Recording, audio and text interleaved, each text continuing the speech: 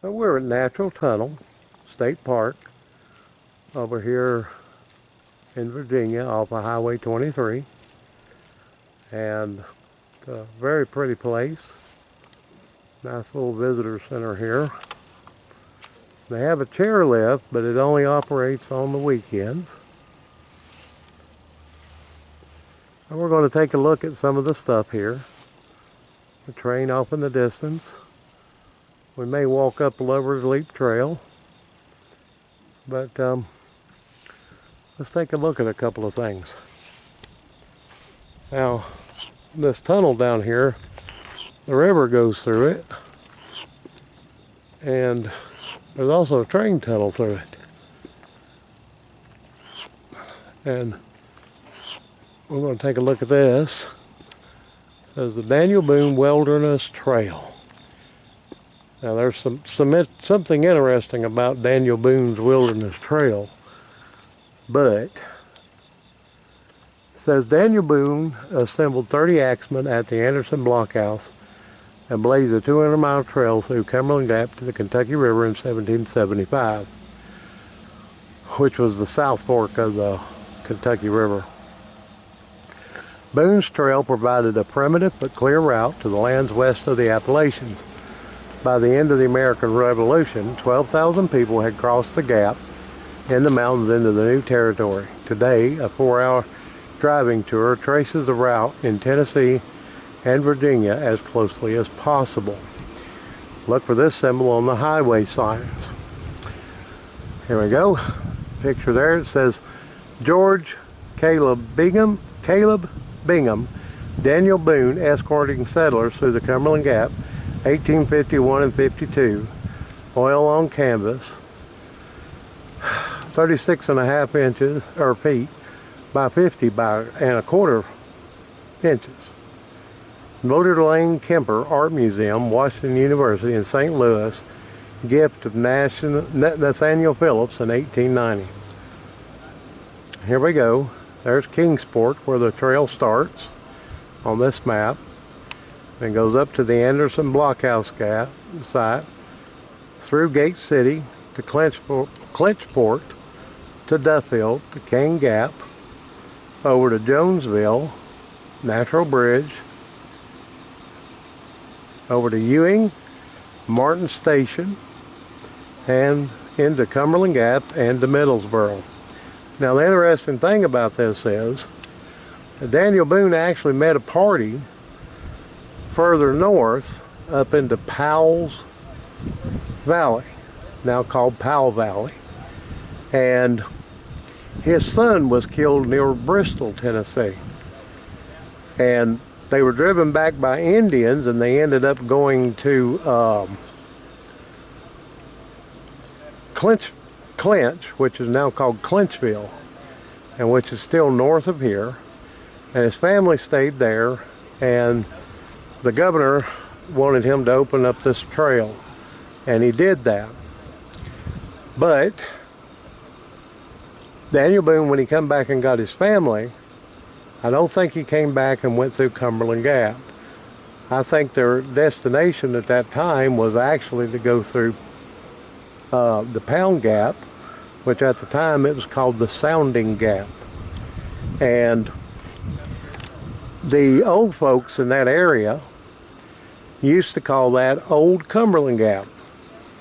And there was 13 families that settled in Letcher County, and about half of them were listed in Daniel Boone's party. And so that's even more evidence that Daniel Boone actually went through Pound Gap instead of the Cumberland Gap, and that was his destination when he was turned back and then worked on this trail. And I really believe that that was his destination when he picked up his family. There were several things in Letcher County. There was Boone's Creek of the North Fork of the Kentucky River, runs up through Neon, Kentucky. And supposedly there was a cabin there at one time that belonged to Daniel Boone.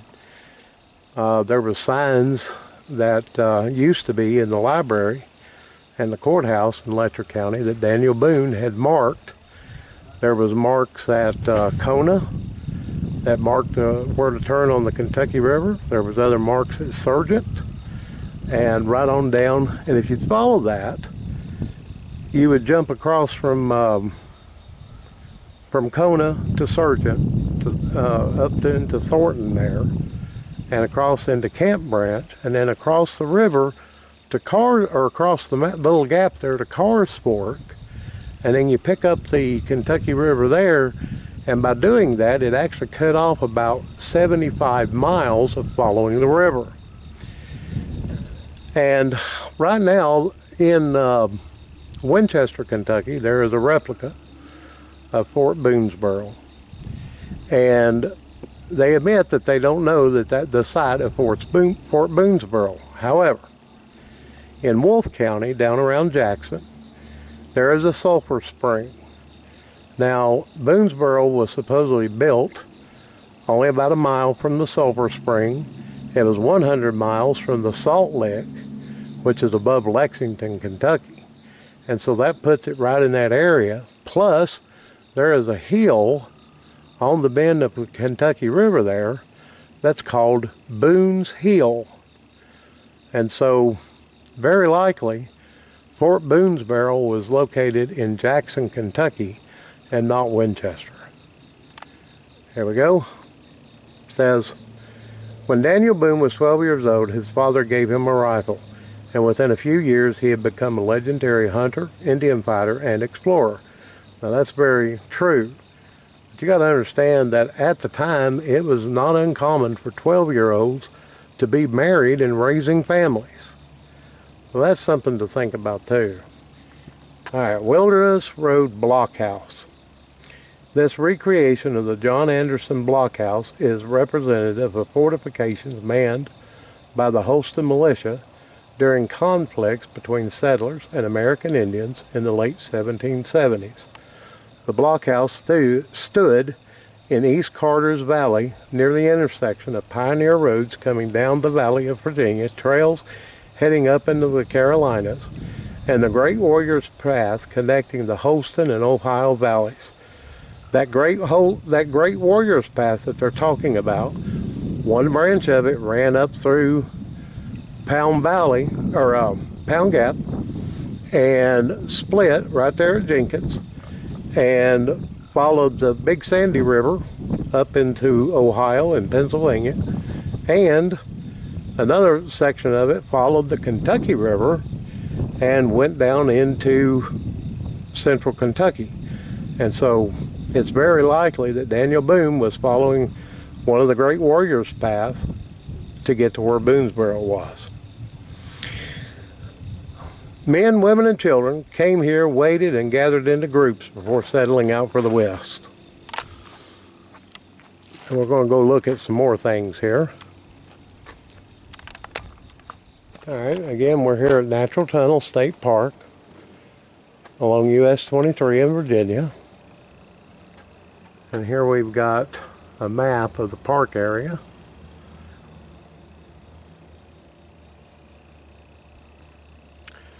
Wildlife and safety. The natural world is a wild and wonderful place for relaxation, discovery, and recreation. Please be mindful of your surroundings and obey all trail safety signs. Help keep the wild and wildlife. Be cautious at dawn and dusk when animals are more active.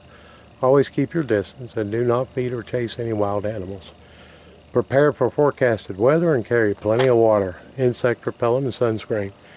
Travel with a companion and keep children and pets near you. Enjoy your outdoor adventure. As you can see, that trail, it lists several trails through the park. Green is easy, moderate is blue, and black is physically demanding. The Lover's Leap Trail is marked in blue, and if I ain't mistaken, that's it right here. Natural Tunnel. There's Tunnel Hill Trail, which is orange. Quite a few things there. There's attention horseback riders, trail etiquette, several other things There's also longitude and latitude. I'll get in a little closer on those so you can see what they are. And you can see there's camp stores, restrooms, showers, swimming, tunnels, concessions, picnic shelters, cabins, dumping stations, points of interest, amphitheater, visitor centers, camping area, playground, parking, information, and park offices. And you can see it's a pretty big park. And sometime in the future, we'll come back and check this out a little more, especially on the weekend, so that we can ride the chairlift down to the tunnel, because I am no longer physically capable of doing something like that. Next thing we're going to do is we're going to look at the train down here on the end and probably leave for the day. We're at Natural Tunnel, which is right outside Duffville, Virginia. And here we got a train. And the train says Natural Tunnel Railroad. And this train is what's called a 4-4-4 steam engine. It's got 4 in the front that leads the train, 4 in the middle that drives the train, and 4 in the rear that keeps the train aligned on the track. We're going to look at this signage over here. Now I can tell you one thing about this park, and I plan on stopping down here at the park office and letting them know. They need a sign up down there that says if you're handicapped, it's a waste of time to pay $5 to come and visit the park, because other than the parking area, there's nowhere you can get to. Alright, it's another pollinators thing. Reconnecting with natural areas, helping pollinators. Visiting Virginia state parks means connecting with nature to increase habitat diversity and help pollinators and native plants. We have reduced our mowing to improve your experience with nature. What may appear to be messy areas are actually native wildflower and warm season grass fields or forests beginning to grow, abuzz with pollinators and diversity of other insects and animals. Transformed areas now become outdoor classrooms, quiet places to relax, and great photography and research opportunities. By reducing mowed areas, we are creating colorful wildflower fields, supporting pollinators, controlling soil erosion, creating food and shelter for wildlife, and saving on lawn maintenance time and money. Be on the lookout for this symbol to see where Virginia state parks are working to create habitat diversity.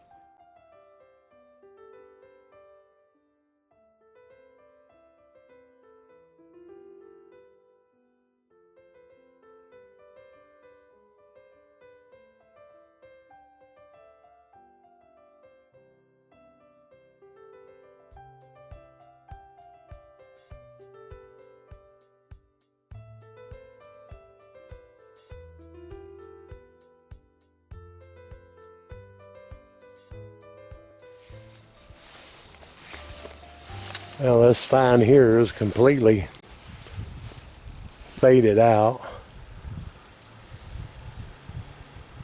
Something about steel something other of the world. So it has to do with this train, which is number 66. And we're going to go read about the train.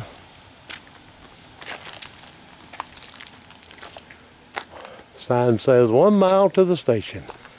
I got that really good up there at the visitor center.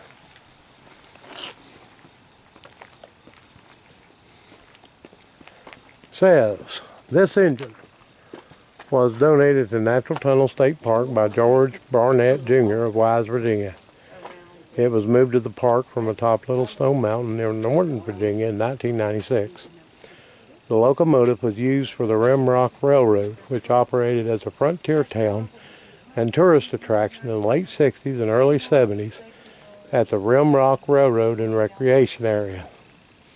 Others responsible for this exhibit include George Honeycutt Sr. and Pepsi Incorporated of Norton, Tennessee Railfan Club, Kenny Fannin, and the Natural Tunnel State Park staff and volunteers. Sign says station 1 mile. Now we're going to walk up into the train itself. See, there's a little picnic area here. I sort of wonder what that, I wonder if that was a big grist mill, grist stone. We may go down there and look at it here in a moment. But that's what it looks like. It's got ridges cut into the top of it. And so it's probably in a grist mill to grind corn. But we'll go look at it here in a second. Here we are walking up into the train. Now, of course, this area of the train right here would have been used to store wood and coal. Wood or coal, depending on what the engine burned. And looks like they've taken a lot of the plumbing out here because it was actually more diverse here. And as small as that door is, you got a big door and a little door, but it may have been blocks of wood that this engine burned. And of course they've got that welded shut where you can't open and look at it. I think they ought to put a welded grill on the inside of it so you could look at it. There was the stick, the way you make the engine go forward and reverse. You can see there's several holes in the bottom here where they removed plumbing and everything. That was actually a boiler indicator. If you look at it really close, you could see the water level in there. And that was some sort of hydraulic something for it. But this cabin is made out of wood. And the seat's made out of wood. Could you imagine sitting on that 8 hours a day driving a train? Well, this is made out of wood. The outside made out of steel. This hopper is made out of steel. So it's just very interesting. And we're going to go down there and take a look at that grist stone. Because, like I said, I'm pretty sure that that is from a grist mill. They don't have any sign up on it, but I've seen them. If you ever go to Dollywood, they've actually got a working grist mill in there and you can buy flour out of it.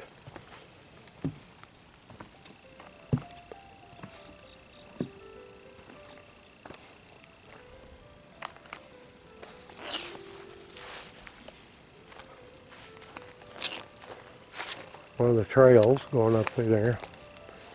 A nice little picnic area here.